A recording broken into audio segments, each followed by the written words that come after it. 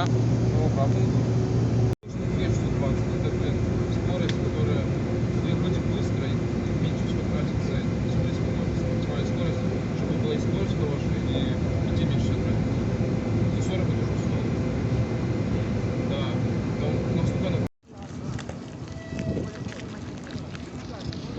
Съемка камера, видео запрещена. Да. Серьезно?